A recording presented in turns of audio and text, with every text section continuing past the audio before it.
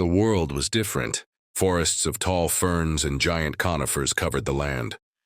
Strange creatures moved through the shadows. Some walked, some crawled, some glided through the air. But none had ever truly flown. Not yet. From a nest hidden among the roots of an ancient tree, a small creature opened its eyes for the first time. Its body was covered in tiny, dark feathers. Its wings were short and awkward, and a long, bony tail stretched behind it. It was Archaeopteryx, the first of its kind, part dinosaur, part bird. At first, it didn't understand what it was. It climbed along the branches using its claws to grip the bark. Above it, sunlight filtered through the leaves. The air shimmered with heat, and the sound of insects filled the forest. Then, a gust of wind lifted the leaves, and for a moment its feathers caught the breeze.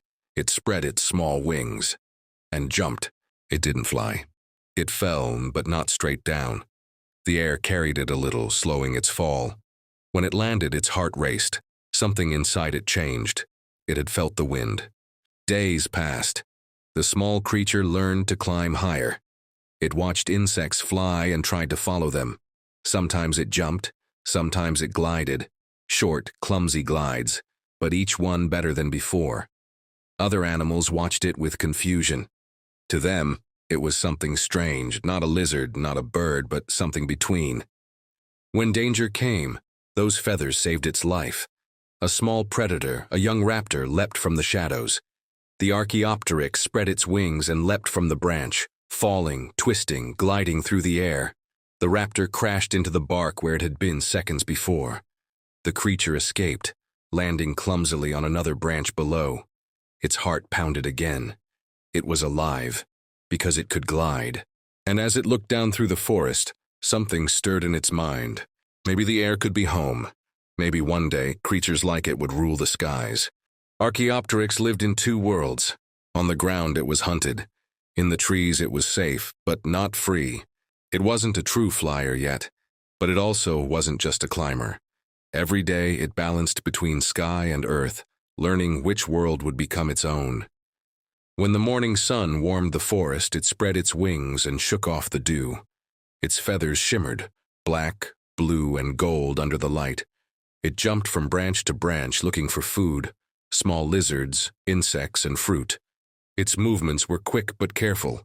Every branch, every gust of wind was a lesson. The forest floor was dangerous. Raptors hunted there, and crocodile-like creatures waited in the swamps. The trees were its shield, but they also limited how far it could go. Sometimes it climbed to the highest branches just to feel the air. It spread its wings, let the wind push against them, and dreamed. It didn't know the word flight, but it felt it. It was born to chase the sky. As days turned into weeks, it grew stronger. The muscles in its wings thickened. Its jumps became longer, its glides smoother. It no longer feared the forest floor. It learned how to use the air as a weapon. When danger appeared, it didn't run. It leapt. One day, a group of small dinosaurs chased it through the undergrowth. They were fast, their claws tearing through ferns and soil. The Archaeopteryx darted between trees, beating its wings. The ground was uneven. Roots and rocks slowed it down. At the last moment, it jumped onto a fallen log, kicked off, and launched into the air. For a few heartbeats, it wasn't falling. It was flying. Not far, not high, but enough. Enough to escape, enough to feel alive. It landed hard on another branch, wings trembling, heart racing. For the first time, it didn't think about surviving. It thought about how high it could go next time. At first glance, Archaeopteryx looked fragile. A small body, thin bones, light feathers. But that lightness was its greatest strength. Every part of its body was built for something new, something no creature before it had ever done. Its bones were hollow, filled with air instead of marrow. That made it lighter than any creature its size. Its wings were covered in strong feathers, not for warmth or beauty, but for lift. When it jumped, the air moved under those feathers, creating pressure, just enough to keep it from falling straight down. Its tail was long and stiff, not like a bird's, but like a small dinosaur's. It helped to balance during glides, letting it steer left or right. Its claws were still sharp, perfect for climbing, while its beak still had teeth, reminders of its dinosaur past. This mix of old and new made it special. It was a living experiment, a bridge between two worlds. The forest was full of creatures built to run or crawl, but Archaeopteryx was built to dream. Sometimes it would sit still on a branch, spreading one wing against the light. The sunlight shone through the feathers, showing their delicate structure, thin, strong, perfect for catching air. It didn't know it, but its body carried the design that one day would shape the skies forever. But evolution doesn't happen in a day. Each movement, each jump, each glide, it was all a lesson written by nature. When Archaeopteryx spread its wings, it wasn't perfect. The air pushed against it unevenly. Its feathers sometimes bent the wrong way, and it often lost control. But every mistake taught something. Over time, the muscles in its chest grew stronger. The feathers aligned better. Its wings became tools, not just decoration. One evening, as the sun began to set, it stood on a high branch. The sky turned gold and pink.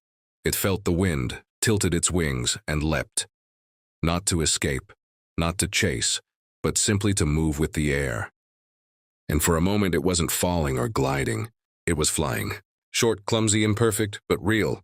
That single moment changed everything. The air, once just emptiness, became a new world, and the first bird had truly taken off. For all its beauty, the Jurassic forest was not a peaceful place. Every day was a test of survival. The sky and ground were full of hunters, and Archaeopteryx was small enough to be prey for almost all of them. It had learned to watch the shadows. If the forest suddenly went quiet, it meant danger was near. Sometimes the air itself carried warnings. A shift in the wind, a broken branch, the faint smell of another creature. One morning, while searching for insects, it heard a strange sound. A soft rustle followed by silence. It froze.